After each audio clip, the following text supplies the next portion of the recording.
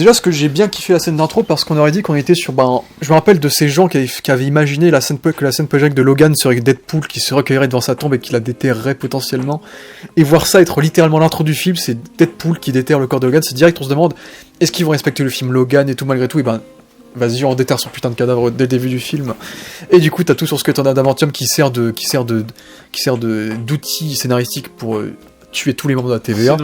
Donc on fait la scénographie avec le cadavre, avec les membres de la TVA, et on brise le quatrième mur avec l'apparition de tous les titres, tous les crédits des acteurs.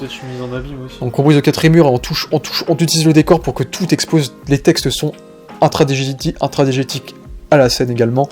Donc ce qui fait que le générique est méta de fou. Marvel a tellement les pognons pour faire des trucs comme ça, avec de l'argent, avec de l'imagination. On va penser à ce que fait Coppola quand on voit le trailer de son dernier. On voit qu'il y est allé sur les effets spéciaux et on voit que je crois qu'il n'a même pas la maîtrise du truc quand on voit les designs, mais il tente. Le sait que Marvel a cet argent. Donc ça fait plaisir que ce soit quand même parce qu'ils sont dans la sans dire l'expression, qu'ils y aillent. Ils y vont. Et ça, c'est un grand merci à Ryan Reynolds. Du coup, on reprend un peu le rythme qu'avait le montage, qu'avait un peu le premier Deadpool, où on est un élément, on est sur un événement, et ensuite Deadpool qui revient en arrière et qui nous explique comment il s'est retrouvé là.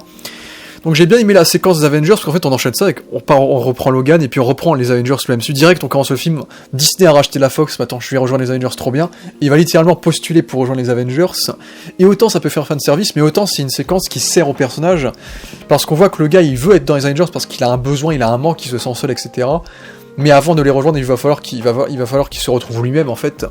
Et donc sa scène du coup avec Happy Hogan qui arrive, et avec des petits easter eggs des Avengers un peu partout dans la base, qui est là pour à la fois nous rappeler que oui, t'es le bienvenu dans le MCU, mais malheureusement, t'as pas confirmé le pas encore. Et Happy qui lui demande de trouver le juste milieu, bien entendu, lui qui n'a fait que des trucs moyens, on pense à Jon Favreau, bien entendu, qui est juste l'armature de Marvel, hein.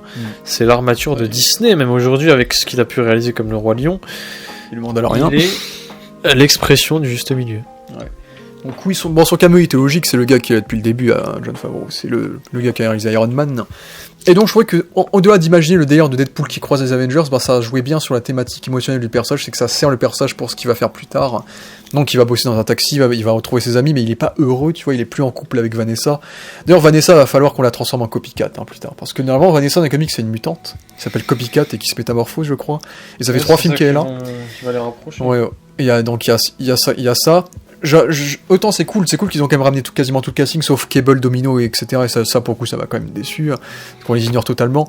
Même si on ignore. C'est totalement absent du film. Ouais, même si on ignore on ignore pas les événements de la fin de Deadpool 2 où il voyage à travers le temps et les univers, mais on le traite comme une mention comme ça, parce qu'on a autre chose à raconter.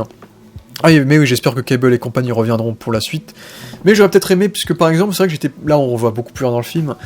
J'étais pas un giga fan de la résolution de la défaite du Deadpool Corps, où t'as Peter déguisé en Deadpool qui arrive et tout le monde l'adore le gars, et c'est comme ça que tout le monde arrête de se battre, tu vois. Peut-être que ça aurait été plus intéressant de voir genre les amis de Deadpool se battre et les affronter pendant que eux deux ensuite résolvaient le problème Cassandra Nova peut-être. Parce que c'est vrai qu'ils sont juste là pour faire la figuration, ils sont juste là pour montrer qu'il y a ses amis, il y a Colossus, il y a Shatterstar, il y a machin, il y a Blind Hal, etc. Mais ça reste des persos qui sont très secondaires et qu'on voit pas tant que ça.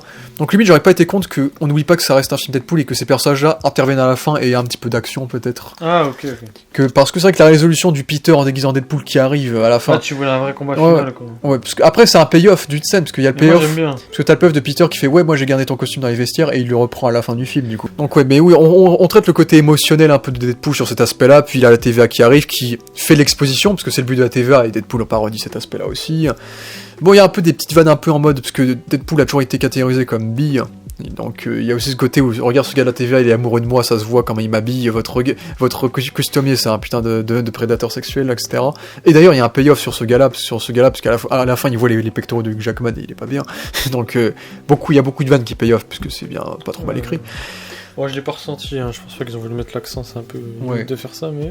Et puis du coup t'as ce côté méta où t'as des films du MCU qui sont diffusés sur les télés de la TVA du coup, où justement là ils voient des séquences de Captain America, ce qui je pense, ils ont beaucoup insisté sur les séquences de Captain America dans la télé, pour faire le payoff de Chris Evans plus tard dans le film, très certainement. Et ils ont fait, je crois qu'ils ont même lancé une potentielle vanne qui va être amorcée dans les Avengers avec Deadpool qui est en train de mourir dans les bras de Thor. Exact. Donc Ça se voit qu'ils ont repris la scène Ça de sera Thor. pour plus tard. Ça se voit qu'ils ont repris la scène de Thor 2, mais qu'ils ont grimé Thor de manière à ce qu'il ait la cicatrice et qu'il ressemble à ce qu'il est en ce moment dans le présent. Donc surtout que pendant tout le film, Deadpool est en mode, mais pourquoi je suis avec Thor là tout le temps dans le film, il dit si ça. Deadpool était à la place de Loki dans Loki 2 quand il meurt. Ouais, donc dans Thor 2. Et Oui. Ouais. Et si Deadpool était Loki. Hein, Mais surtout que pendant tout le film, Paradox arrête pas de leur dire que oui, vous avez un avenir énorme qui vous attend, etc. Donc on sait qu'ils seront dans Secret Wars, etc.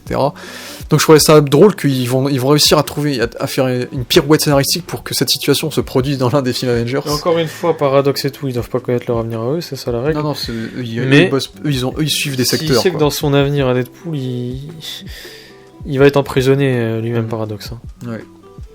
Il doit le savoir du coup. Pourquoi il tente pas de l'empêcher? C'est complexe, hein. Faut pas chercher d'explications avec Marvel. Moi je sais très bien. C'est la TVA, il y a plusieurs branches, tu vois. Je sais très bien que Mais d'ailleurs, Paradox qui existe dans les comics, c'est un juge de la TVA, comme Mobius par exemple. Bon, après, c'est un personnage très très secondaire qu'ils avaient déjà plus ou moins fait dans la saison de Loki, vu qu'il y a une Madame Dox qui rendait aussi hommage au personnage de Paradox, donc c'est un petit peu le bordel, mais bon, celui-là est plus important. Et du coup, je voulais aussi parler, vite fait, comme ça c'est dit, du caméo, c'est plus qu'à du rôle de... Il y a un perso de Loki qui apparaît, c'est B-15, B15, et je m'adresse aux gens qui rêvaient de voir Owen Wilson dans le film, ce qui aurait été super cool, de voir Owen Wilson avec Ryan Reynolds, ça aurait été super cool. Mais c'est vrai que ça me dérange pas qu'il soit pas là, parce que par rapport à la conclusion de la saison 2 de Loki, où il prenait sa retraite entre guillemets, je trouve ça plus logique qu'on ait B-15 plutôt que lui. Donc pour moi, pour respecter la fin de Loki, je trouve que c'est mieux quand même que ce soit elle qui soit là, et ça reste logique avec Loki saison 2.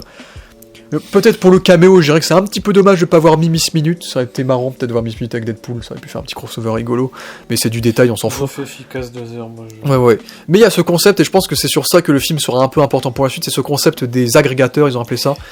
C'est qu'en fait, chaque monde a un agrégateur, et à partir du moment où cet agrégateur meurt, le monde est condamné. Le monde, à partir de là, peut mourir dans 2000 ans, dans 3000 ans, dans 1 million d'années, mais en tout cas, dès que l'agrégateur meurt, le monde va commencer à mourir, entre guillemets. C'est ce délire-là. Ça, c'est le gros... C'est le truc. C'est le truc qu'ils vont ramener dans Secret Wars certainement pour nous dire que Tobey Maguire c'est l'agrégateur de son univers, que machin c'est son agrégateur, etc. Je pense. Mais je trouve ça bizarre parce que ça veut dire t'as un gars il meurt, il avait 60 balais, il meurt et écoute le monde il va mourir. Tu vois donc après ils ont quand même dit ça en mode ouais mais le monde peut mourir dans 3000 ans, dans 10 000 ans, etc. Mais je trouve le concept un peu bizarre quand même. Voilà. Mais en tout cas c'est le concept qui justifie le retour de Wolverine, c'est que Logan c'était l'agrégateur de la Fox. Donc l'Anchor Being qui est le personnage qui à sa mort peut provoquer l'écroulement de son univers durant un certain temps.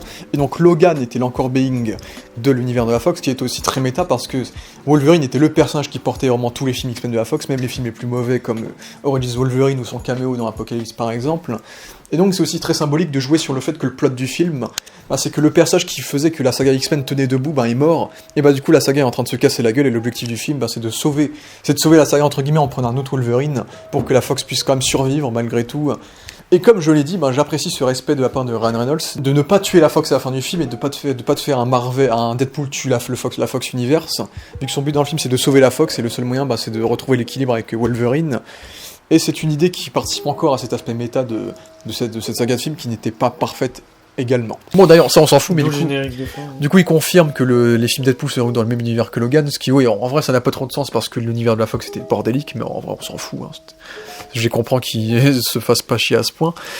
Et du coup ensuite c'est à partir de là qu'il choisit d'aller chercher tous les Wolverine possibles et inimaginables. Et on a des caméos et ce qui est marrant c'est qu'il y a qu'un caméo, c'est aussi ça qui est aussi fun, c'est que c'est là qu'on voit à quel point pour Ryan Reynolds, il n'y a qu'un seul Wolverine et ça va être trop compliqué dans les castes. Hugh Jackman c'est le Wolverine ultime.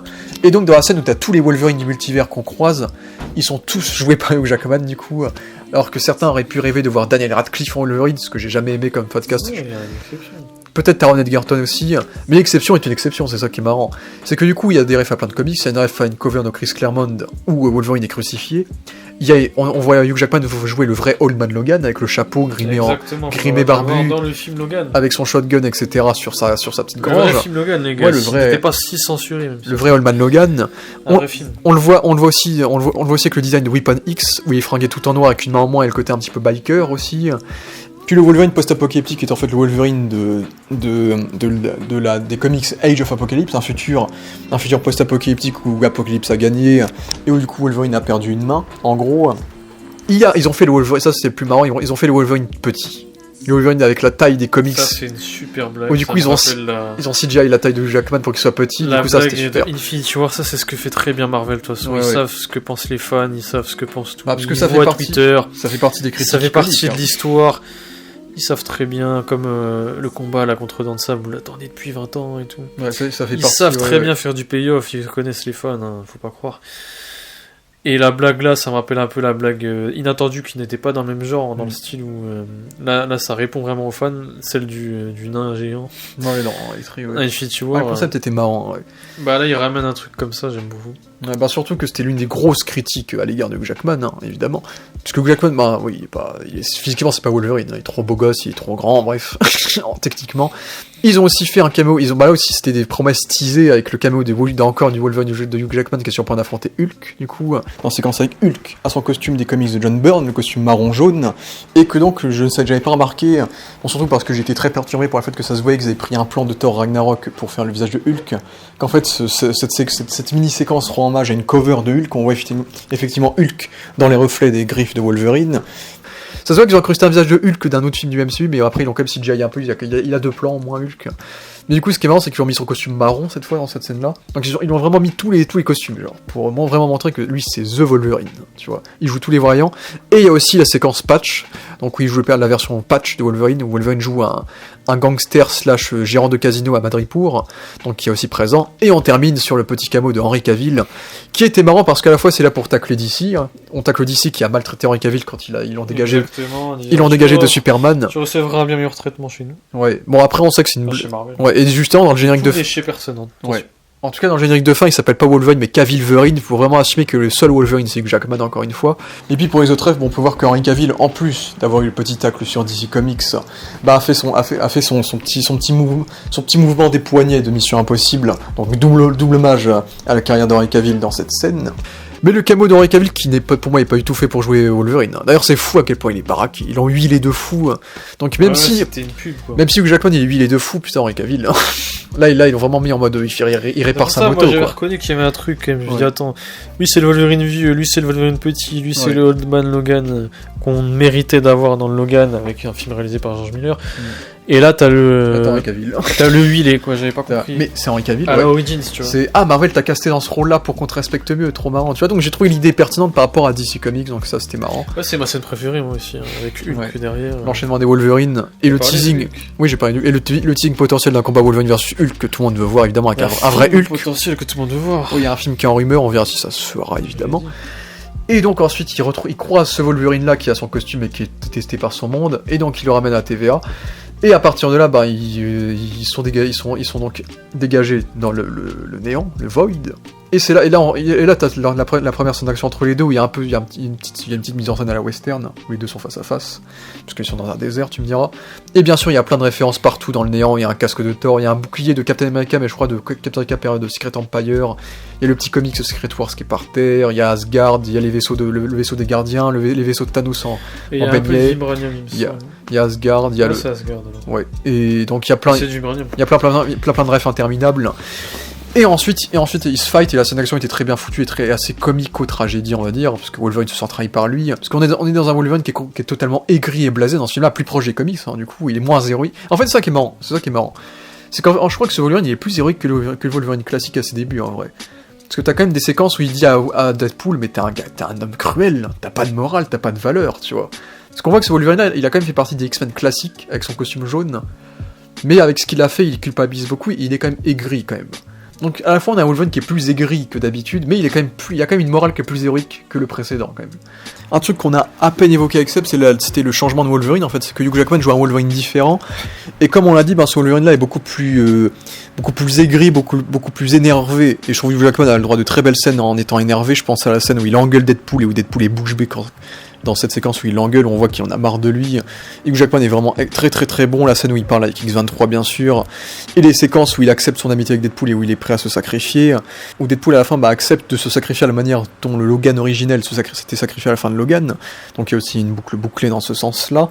Et puis le fait que son jeu soit ce Wolverine-là soit plus bestial, hein, qu'il a des vraies acrobaties à la Wolverine, que sa première scène d'action il est en train de marcher à quatre pattes pour attaquer Wolverine, et bien sûr, à partir du moment où il met son masque, il arrête pas de se mettre en forme, il arrête pas de s'abaisser, de courber son dos, et donc d'avoir l'air trapu, ce qui fait qu'il ressemble encore plus au Wolverine des comics en ayant l'air plus petit que Deadpool, vu qu'il du coup il a toujours le dos courbé.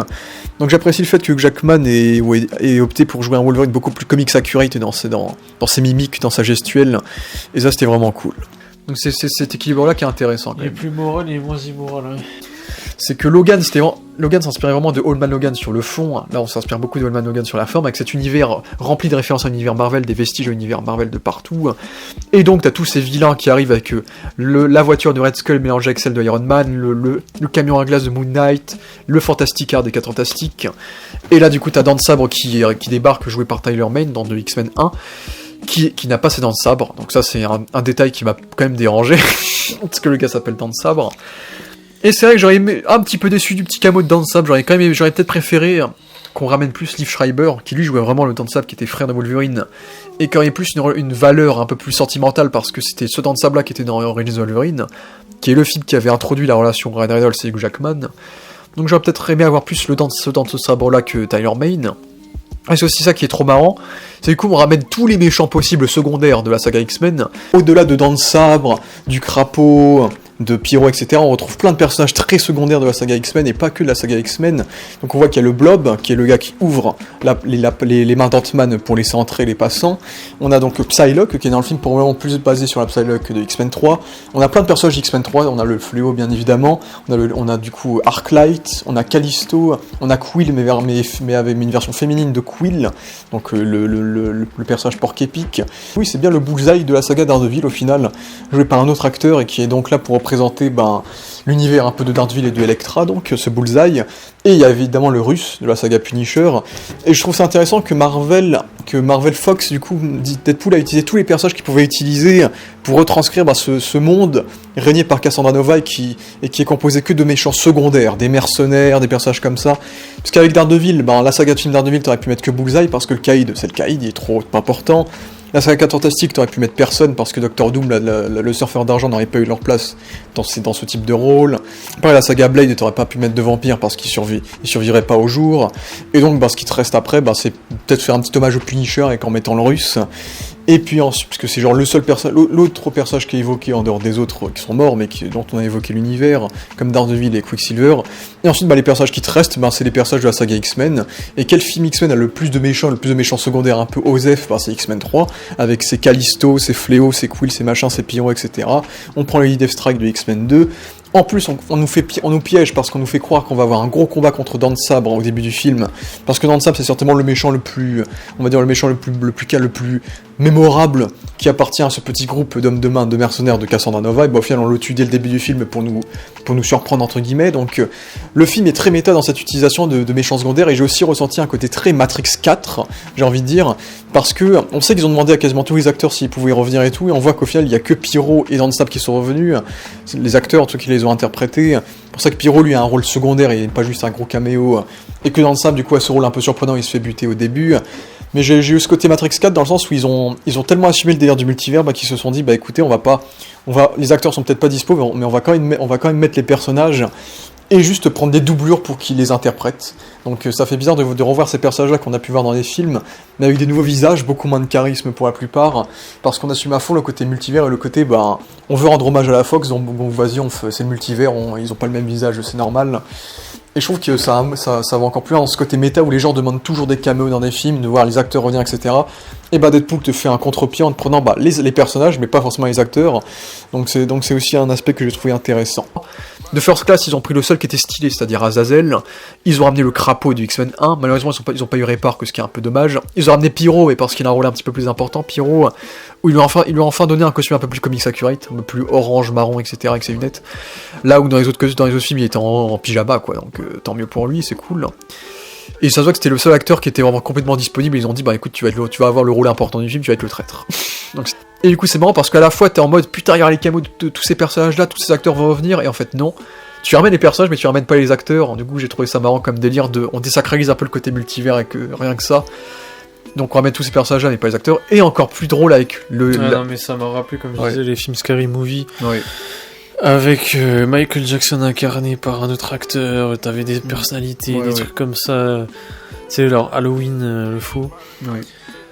MacGyver, j'en sais rien. C'est flippant, il y a un côté faux fake. Et là, c'est plus qu'un parc d'attractions, là, t'es dedans. Parce que dans les parcs d'attractions, qui est-ce qui joue les Iron Man et tout? Là, maintenant, tu les as dans le nouveau Marvel Campus, Avengers Campus, à Disneyland. En plus, c'était une des répliques du film, c'était... viens à Disneyland, mon chouchou, je sais plus quoi. Ouais, il parlait aux spectateurs, il faisait Voilà. Disneyland. Parce que c'est la merde, d'ailleurs. On va un petit tour à Disneyland, tu vois. Mais c'est totalement ça. Là, tu vois des cosplays de... Que dire de la qualité des costumes, quand même. Après, on a des costumes un peu typés Mad Max, donc ça m'a pas trop dérangé. Bon, référence sur Yosa, d'ailleurs. Non, mais pas seulement ça. Et c'est aussi ça qui est marrant, c'est que le film commence un peu dans l'excitation, c'est que t'as Deadpool qui fait ouais, je vais enfin chez Disney, etc. Et il se rend compte que s'il y va, on va détruire la Fox. Et au final, il y a plein de personnes qui s'attendaient à ce qu'on adapte Deadpool tue l'univers Marvel, donc tue l'univers de la Fox. Et au final, c'est pas du tout ça, c'est l'inverse. C'est Deadpool qui doit sauver l'univers de la Fox. Et à la fin, l'univers de la Fox est sauvé, donc c'est tranquille, et donc il reste dans la Fox quand même à la fin du film. Même s'il va certainement se crossover avec tous les persos de MCU, évidemment, c'est Deadpool. Et donc t'avais tous ces méchants qui débarquent, et t'avais ce cameo, cette apparition, c'est plus qu'un cameo, très marrant. Moi, j'avais cramé dès que j'avais entendu sa voix que c'était du coup Chris Evans, c'est que c'était la Torche Humaine, du coup. Parce qu'évidemment, il est fringué en bleu, il est caché avec une capuche, et du coup, ils iconisent le fait que ce soit peut-être Captain America, et en fait, non, c'est la Torche Humaine. Et l'idée de la mise en scène de piéger les gens sur ça, surtout qu'on avait teasé Captain America au début. Bien joué, c'est méta. C'était bien joué, c'est très méta, évidemment. Ça n'est jamais arrivé dans l'histoire du cinéma, hormis, tu disais, Cable Thanos. Ouais, Cable Thanos très vite fait. Dans celui d'avant en plus. Ouais, dans celui d'avant, précédent, mais là ils ont évoqué upgrade le brisage de quatrième mur en mettant en scène carrément un double personnage presque, parce qu'il se fait passer pour Captain America. Oui. Et là, le spectateur, hop là, ça passe à... Surtout que Johnny, c'est vraiment l'opposé de Captain America, donc Chris Evans, il lâche tous les insultes possibles dans ce film, ce qui est assez marrant, et ce qui est fidèle au perso qui jouait dans les 4 Fantastiques. Hein. C'était le membre le plus logique. Un grand film qui était fantastique. D'ailleurs, ouais.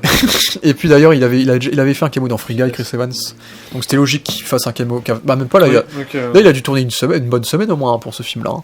Ouais, il y a quand même des il a celui qui fait l'exposition du film. Hein. Et la chute qui est filmée de manière comique, j'ai bien aimé. Ouais, la chute en CGI. Mais du coup, t'as des trucs. Utiliser CGI comme on le faisait des trucs improbables, genre Pyro qui prend les flammes de la Torche Humaine. C'est vraiment des trucs de multivers qui sont marrants à voir.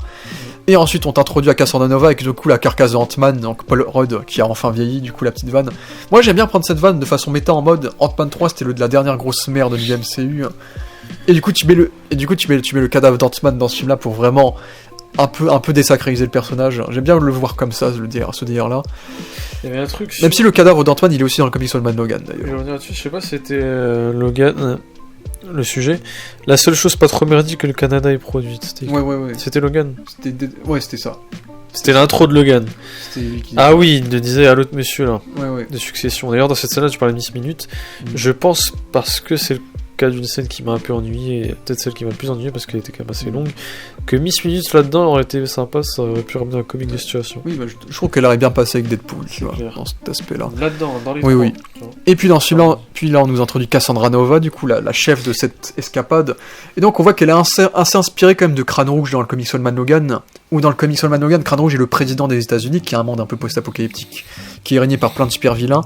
Et donc il a plein de super-vilains à sa garde et à sa guise. Et donc ce personnage-là, le personnage de Crâne Rouge, qui est le président dans Man Logan, a une grosse collection d'objets de super-héros qu'il a donc fait tuer. Comme Cassandra Nova qui a une bague, qui a l'anneau de Doctor Strange, qui veut avoir Wolverine pour sa collection parce qu'elle a jamais rencontré de Wolverine entre autres. Mais par rapport aux comics, bon, elle est très fidèle aux comics par rapport à ce qu'elle explique de sa backstory. Mais j'aurais aimé voir ça. J'aurais aimé un flashback. J'aurais aimé qu'on dévoile beaucoup plus ça. Moi, une scène de Deadpool où t'aurais vu le fœtus de Cassandra Nova détruire le fœtus de Charles Xavier, ça aurait été marrant. Oui, ça va pas assez loin. Dans ça aurait pu... un ou deux, je ne sais plus lequel, il y avait des scènes en dessin animé. Ouais. Ils auraient pu faire ça en dessin animé. Ça manque encore, Marvel s'est lâché, mais on peut toujours aller beaucoup plus loin. Moi, ce que je veux comme Deadpool, c'est le summum, c'est avoir un film Deadpool qui ressemble à la série d'animation Ultimate Spider-Man. Donc, Spider-Man, il se promène dans le quatrième mur, il balade, il revoit les trucs et tout, on repasse même des scènes d'avant. Enfin, c'est du coq à l'âne. Et là, on l'a, mais encore le dessin animé, je sais pas si c'est un problème d'argent, je pense. Ils peuvent encore aller plus loin que ça.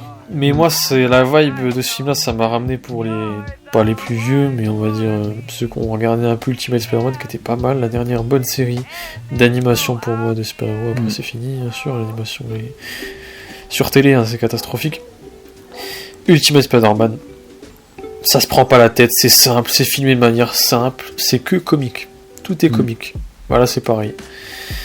Sans ambition, mais en même temps ambitieux dans la comédie. Bonne écriture, avec des phrases bien trouvées dans des moments creux. C'est malin. De toute façon, Marvel a toujours été malin dans son écriture. Quand il s'agissait de s'auto-référencer, on pense à Endgame avec toutes les petites répliques sur ta gauche, ou j'en sais rien. Là, ils font même des rappels, notamment quand il parlait de la crise de la quarantaine, avec le fait qu'il ait la ménopause par rapport à son crâne. Là. Bon, ça, ils le font tout le temps. Il y a d'autres lignes aussi. Je sais plus à qui dit ça. C'est qui? Vous êtes qui sa fanbase? C'est à qui disait ça? Il y avait un. C'était Deadpool, je crois. Il y avait un nombre de gens et là il y a. C'est vers le début. Non, c'était Deadpool à la TVA. Parce que Ouais. la TVA disait que c'était un grand héros, etc. Voilà, exactement. Puis ouais, il regardait le clip aussi à un moment de Logan. Surtout qu'il y a la dimension méta de la télévision. Exemple, mise en abîme, mais ouais, exactement. On a l'impression de voir un film du MCU. Enfin, pas MCU du coup, mais on a l'impression de voir un film un peu comme le MCU. Et j'ai beaucoup aimé, ça me rappelle un peu nos anciennes vidéos, notamment celle de Logan, avec la fameuse musique de Logan là. Ouais. Tu sais, quand il la Ils balance ont comme remis, ça, du coup, c'est d'une parodie, Bah, c'est ils l'ont d'un mis là, et ridicule. ils l'ont mis pour introduire X23 aussi. Exactement, mais tu sais, pour un truc X23, c'était un ridicule. Aucun sens. Tu sais, avec la petite note douce au début, Ouais. là. Moi, j'aime pas trop cette musique, elle me rappelle des souvenirs bizarres. Vous les verrez sur la Ouais, chaîne. j'aime bien. C'est cool, la mise en scène est intéressante de manière à ce que, en fait, quand on l'introduit, bah, on pense que c'est Charles Xavier, parce qu'elle est assise sur le fauteuil d'un Charles Xavier, du coup. Ça manque d'une origin story, de visuel qui montre que, ouais, c'est un personnage qu'il faut craindre, tu vois. Après, ils ont quand même fait cet aspect crainte parce qu'il y a la séquence où elle tue Johnny, et c'est la séquence qui est là pour montrer que le personnage est extrêmement puissant et qu'il faut pas la chercher. Mais ça s'arrête là. Hein. Ça s'arrête là. Bon, oui, c'est le seul meurtre qu'elle commet. Et puis, en fait, je pense que sa seule utilité scénaristique pour les personnages de ce film, c'est le fait qu'elles puissent rentrer dans leur esprit et donc leur confronter à leurs propres démons, en fait. C'est à toute la scène des esprits avec Logan qui est en face de tous les cercueils des X-Men, Deadpool qui revit les éléments de tous les films. Parce qu'on assume complètement tous les films Deadpool, hein, dans ce film-là, y a pas de souci. Donc c'est vraiment pour cet aspect-là, et c'est aussi là que je m'attendais, la séquence de rêve où elle fait souffrir Wolverine psychologiquement. À la fois c'est marrant parce qu'il y a un côté Charles Xavier inversé, mais avec Wolverine, parce que Wolverine a vécu plein de voyages psychologiques avec Charles Xavier. Et c'est aussi pour ça que je trouve ça dommage que tu fais Cassandra Nova dans un film X-Men, mais sans qu'il y ait Charles Xavier dans le film. Pour moi, c'était l'occasion, cette séquence-là, de montrer, parce que on s'inspire aussi de Old Man Logan sur la backstory de Logan, parce que c'est encore un Logan qui se sent responsable de la mort des X-Men, qui a participé à leur mort par défaut parce qu'il les a abandonnés, entre guillemets. Comme dans le film Logan de Old Man Logan. Dans le film Logan, déjà, on montrait pas la mort des X-Men, et là, pareil, on les montre pas encore, alors que c'est un truc qu'on voit dans le comics. Donc c'est vrai que moi, pour vraiment assumer à fond le côté hommage de la Fox, parce qu'en vrai, on voit que à part Wolverine, on voit que des persos secondaires de la Fox, tous les petits méchants avec Cassandra Nova. Ça aurait pu être cool d'avoir une petite scène, mais pas forcément une scène de massacre, mais une scène de dialogue, où justement, genre, par exemple, la scène où Logan, où t'as Cyclops qui dit à Logan que on aimerait que tu portes ce costume pour que tu sois en équipe avec nous, etc. Tu vois, t'aurais voulu une scène sérieuse, quoi. Soit une scène de dialogue, soit une scène où on les voit mourir, tu vois. Une scène où tu ramènes. Ouais, pour impacter davantage, tu vois. Ça, j'aurais été d'accord. Pour impacter émotionnellement. Impacter l'histoire et aller encore plus loin dans l'aspect, on fait un hommage à la Fox, tu vois. Donc ramener James Marsden dans Cyclops, ramener Jean Grey, ramener Tornade, ramener le Fauve, parce qu'ils sont tous mentionnés dans le film, mais on les voit pas. Surtout que l'excuse et l'idée du costume, l'histoire du costume est plutôt cool, vraiment cette histoire un peu inversée, c'est que avant on leur donnait des costumes noirs en cuir dans les Bryan Singer, et là on est dans un cas où le personnage, on le supplie de porter le costume jaune, genre, alors que du coup je suppose que tous les autres avaient le costume classique. Et donc le fait qu'ils choisissent de le porter après leur mort pour leur rendre hommage, je trouve que c'est une belle idée de justifier le costume et de bien le placer dans le film et de créer un apport émotionnel jusqu'au moment où il porte le masque. Surtout que petit à petit il perd les manches aussi. Et tant mieux parce qu'il Wolverine avec le masque, il passe beaucoup mieux sans les manches. Après il y a des gens qui sont pleins parce qu'il n'y a pas les épaulettes, mais en vrai on s'en fout. Parce que les épaulettes ça amaigrit un peu ses bras, là ses bras sont beaucoup plus mis en avant. Et Hugh Jackman n'est pas allé à la salle pour rien. Mais oui, Cassandra Nova, je trouve que le rendu de ses pouvoirs est très cool, vraiment en mode Professeur X, mais body horror. En mode elle fout ses doigts sur la tête des gens, littéralement. Bonne évolution de la censure Ouais. Marvel. Donc ça c'est Ça intéressant. me rappelle des effets spéciaux comme on les utilisait. Il n'y avait pas un méchant qui était un peu limite. Ouais, Thanos, exactement. Dans les comics, le Gant de l'Infini, Thanos tue les Vengeurs avec une manière plus que cruelle. C'est pas la pire de la réalité, genre. Je sais, voilà, ils l'ont fait entre guillemets dans Infinity War, mais ils l'ont tellement censuré si tu veux. Normalement, t'as des persos qui se terminent En pierre ou un truc. ou t'as des lambeaux, trucs vraiment, ils sont découpés. T'en as, ils perdent des membres, ils sont démembrés. T'en as, ils finissent en sang et tout. Ça a un peu fait penser à ça. Oui, là t'as ça avec Johnny. Et t'as de ça avec... Parce que Johnny, il a une mort crade, hein. Ça me rappelle Thanos dans le Grand Infini, ce qu'ils n'ont pas fait. Ce qui était totalement censuré jusqu'alors par Marvel. C'est une mort cartoon, mais une mort crade. Voilà, c'est ça que c'est. Pour le coup, là, tu dis, oups, c'est professionnel que c'était cheaté de fou, tu vois. Du coup, parce qu'on sait aussi que les Daredevil, le Daredevil de Ben Affleck, le Punisher de Thomas Jane, certainement, et le Magneto de Ian McKellen sont certainement morts dans cet univers. Et du coup, ils ont évoqué Quicksilver aussi, non? Je crois. Il me semble. Bon, après, c'est pas grave, en détail. Parce que Ben Affleck, c'était trop cher pour l'armée, il était pas dispo. Quand on prend l'ex-femme. Ça, c'est vrai, ça? Bah, il y avait une rumeur qui disait qu'il serait là, mais au fait, il a juste visité le tournage pour voir comment elle faisait. Ouais, en Daredevil. Mais Cassandra Nova, c'est dommage parce qu'on sent qu'il y a des bouts de potentiel dans le personnage. Le moment où on dit, où t'as Wolverine qui essaie de la convaincre d'être dans le bien, si Charles t'avait trouvé, c'est sûr qu'il aurait tout fait pour te retrouver, pour t'élever, tu vois. Et le personnage qui est un peu en doute sur ce qu'elle dit, le fait qu'elle donne au héros une chance parce qu'elle leur a sauvé la vie. Et aussi le fait que, au fait, c'est un personnage qui se plaît dans le néant, en fait. C'est son monde, elle règne dans ce monde-là, et on veut qu'on lui foute la paix, elle se sent très bien ici. Et elle confronte tous les poubelles qui débarquent, et elle les exécute s'il faut, elle fait des collections. Donc là, donc on sent qu'il y a un potentiel. On sent qu'il y a un potentiel dans l'apport peut-être dramatique du personnage, du vilain, pour en faire une bonne antagoniste, mais je trouve que c'est trop effleuré, malheureusement. Parce qu'il y a un peu cet aspect-là quand tu as, du coup, Paradox qui vient, qui menace de détruire sa maison, qui débarque et qui veut exécuter son plan avec sa méchante machine qui peut détruire les timelines. Et du coup, ça partirait que Cassandra Nova devient une méchante Osef, où son combat, le final de Cassandra Nova, c'est le cliché de la méchante qui est en train de récupérer de l'énergie pour détruire le multivers. Et évidemment, à la fin, elle explose. Donc vraiment, la fin de méchante très cliché, assez décevante. Surtout pour un personnage de ce style-là, qui est bien interprété, qui est très puissant dans les comics, qui a un gros potentiel, qui est responsable d'événements très importants dans les comics X-Men, et qui là, se retrouve dans un film où elle est un peu utilisée pour la vanne, qui est sous-développé, qui ne croise jamais Charles Xavier, qui raconte son histoire que par de la mention et de l'évocation, et qui est battu de manière très très stéréotypée malheureusement. Ce qui en fait pour moi l'un des gros défauts du film, c'est l'antagoniste, je trouve ça dommage, surtout qu'elle débarque assez tard dans le film. Et j'aurais aimé que le film aurait duré peut-être bien 10 minutes de plus, pour développer un peu plus l'apport émotionnel de Wolverine, et développer un peu plus la backstory et la partie Cassandra Nova, je dirais.